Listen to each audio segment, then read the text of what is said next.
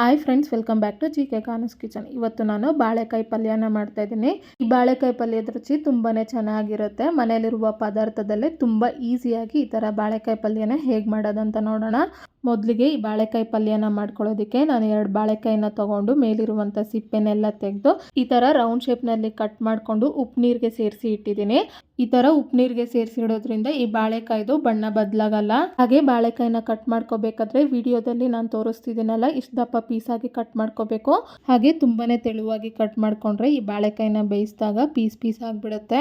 ಬಾಳೆಕಾಯಿನ ಈ ಥರ ಕಟ್ ಮಾಡಿಕೊಂಡು ರೆಡಿ ಮಾಡ್ಕೊಂಡಾದ್ಮೇಲೆ ಈ ಪಲ್ಯನ ಮಾಡೋದಕ್ಕೆ ಈ ಥರ ಒಂದು ಕಡಾಯಿನ ತೊಗೊಂಡು ಸ್ಟವ್ನ ಆನ್ ಮಾಡಿ 3 ರಿಂದ 4 ಟೇಬಲ್ ಸ್ಪೂನ್ ಆಗೋಷ್ಟು ಎಣ್ಣೆನ ಸೇರಿಸಿ, ಎಣ್ಣೆ ಕಾದ್ಮೇಲೆ ಅರ್ಧ ಟೇಬಲ್ ಸ್ಪೂನ್ ಆಗೋಷ್ಟು ಸಾಸಿವೆನ ಸೇರಿಸ್ಕೊಂಡು ಸಾಸಿವೆ ಸಿಡ್ದಾದ್ಮೇಲೆ ಈಗ ಇದಕ್ಕೆ ಒಂದು ಈರುಳ್ಳಿನ ಈ ಥರ ಸಣ್ಣದಾಗಿ ಕಟ್ ಮಾಡಿ ಸೇರಿಸ್ತಾ ಇದ್ದೀನಿ. ಹಾಗೆ ಸ್ವಲ್ಪ ಕರಿಬೇವನ್ನ ಸೇರಿಸ್ಕೊಂಡು ಒಂದ್ಸಾರಿ ಮಿಕ್ಸ್ ಮಾಡ್ಕೊತಾ ಇದ್ದೀನಿ.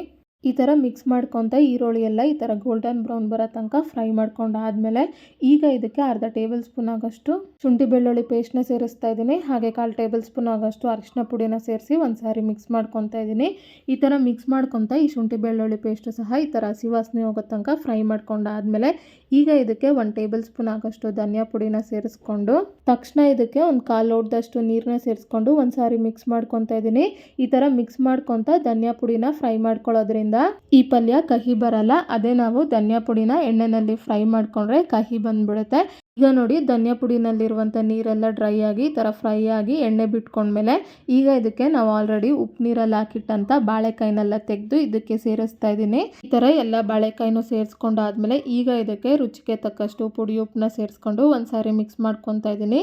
ಈ ಥರ ಮಿಕ್ಸ್ ಮಾಡ್ಕೊತ ಈ ಬಾಳೆಕಾಯಿನ 1 ನಿಮಿಷ ಫ್ರೈ ಮಾಡ್ಕೊಂಡಾದ್ಮೇಲೆ ಮತ್ತೆ ಇದಕ್ಕೆ ಅರ್ಧ ಲೋಟದಷ್ಟು ನೀರನ್ನ ಸೇರಿಸಿ ಇನ್ನೊಂದು ಸಾರಿ ಇದನ್ನು ಮಿಕ್ಸ್ ಮಾಡ್ಕೊತಾ ಇದ್ದೀನಿ.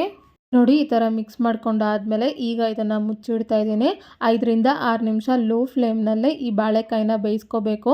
ಹಾಗೆ ಈ ಬಾಳೆಕಾಯಿನ ಬೇಯಿಸ್ಕೋಬೇಕಾದ್ರೆ ಮಧ್ಯದಲ್ಲಿ ಈ ಥರ ಮಿಕ್ಸ್ ಮಾಡ್ಕೊತ ಇದರಲ್ಲಿರುವಂಥ ನೀರೆಲ್ಲ 90% ಅಷ್ಟು ಈ ಥರ ಡ್ರೈ ಆಗೋ ತನಕ ಬಾಳೆಕಾಯಿನ ಈ ಥರ ಬೇಯಿಸ್ಕೊಂಡಾದ್ಮೇಲೆ ಈಗ ಇದಕ್ಕೆ ಕೊನೆಯದಾಗಿ 1 ಟೇಬಲ್ ಸ್ಪೂನ್ ಆಗೋಷ್ಟು ಪೆಪ್ಪರ್ ಪೌಡ್ರನ್ನ ಸೇರಿಸ್ತಾ ಇದ್ದೀನಿ. ಹಾಗೆ ಅರ್ಧ ಹಿಡಿ ಆಗೋಷ್ಟು ಕೊತ್ತಂಬರಿ ಸೊಪ್ಪನ್ನ ಸೇರಿಸಿ ಒಂದ್ಸಾರಿ ಇದನ್ನು ಮಿಕ್ಸ್ ಮಾಡ್ಕೊತಾ ಇದ್ದೀನಿ. ಈ ಥರ ಮಿಕ್ಸ್ ಮಾಡ್ಕೊತ ಲೋ ಫ್ಲೇಮ್ನಲ್ಲೇ ಇನ್ನೂ 1 ನಿಮಿಷ ಈ ಬಾಳೆಕಾಯಿನ ಫ್ರೈ ಮಾಡಿಕೊಂಡು ಸ್ಟವ್ನ ಆಫ್ ಮಾಡಿಕೊಂಡ್ರೆ ತುಂಬಾ ರುಚಿಯಾದಂಥ ಬಾಳೆಕಾಯಿ ಪಲ್ಯ ಈ ಥರ ರೆಡಿ ಆಗುತ್ತೆ. ಈಗ ನೀವಿಲ್ಲಿ ನೋಡ್ಬೋದು, ನಾನು ಒಂದು ಬಾಳೆಕಾಯಿ ಪೀಸ್ನ ತೆಗೆದು ಈ ಥರ ಅರ್ಧ ಪೀಸ್ ಮಾಡ್ತಾ ಇದ್ದೀನಿ. ಈ ಬಾಳೆಕಾಯಿ ಸಹ ತುಂಬಾ ಪರ್ಫೆಕ್ಟಾಗಿ ಬೆಂದಿದೆ. ಈಗ ಈ ಥರ ರೆಡಿ ಮಾಡ್ಕೊಂಡಂಥ ಬಾಳೆಕಾಯಿ ಪಲ್ಯನ ಈ ಥರ ಸರ್ವಿಂಗ್ ಪ್ಲೇಟ್ಗೆ ತೊಗೊಂಡಿದ್ದೀನಿ. ಹಾಗೆ ನೋಡಿದ್ರಲ್ಲ ಎಷ್ಟು ಈಸಿಯಾಗಿ ಬಾಳೆಕಾಯಿ ಪಲ್ಯನ ಮಾಡ್ಬೋದು ಅಂತ. ಹಾಗೆ ಈ ಬಾಳೆಕಾಯಿ ಪಲ್ಯ ಸೊಪ್ಪು ಸಾರು, ಬೇಳೆ ಸಾರು, ರಸಮ್ ಮಾಡಿದಾಗ ಅನ್ನದ ಜೊತೆಗೆ ಸೈಡ್ ಡಿಶ್ ಆಗಿ ತುಂಬಾ ಚೆನ್ನಾಗಿರುತ್ತೆ. ಹಾಗೆ ಈ ರೆಸಿಪಿನ ನೀವು ಒಂದ್ಸರಿ ಟ್ರೈ ಮಾಡಿ ನಿಮ್ಗೆ ಹೇಗೆ ಬಂತು ಅಂತ ನನಗೆ ಕಮೆಂಟ್ ಬಾಕ್ಸ್ನಲ್ಲಿ ತಿಳಿಸಿ. ಹಾಗೆ ನಿಮ್ಗೆ ಯಾವುದೇ ರೆಸಿಪಿ ಬೇಕಾಗಿದ್ರೂ ಕಮೆಂಟ್ ಬಾಕ್ಸ್ನಲ್ಲಿ ಕಮೆಂಟ್ ಮಾಡಿ. ಈ ರೆಸಿಪಿ ನಿಮ್ಗೆ ಇಷ್ಟ ಆದಲ್ಲಿ ಲೈಕ್ ಮಾಡಿ, ಶೇರ್ ಮಾಡಿ, ಸಬ್ಸ್ಕ್ರೈಬ್ ಮಾಡಿ.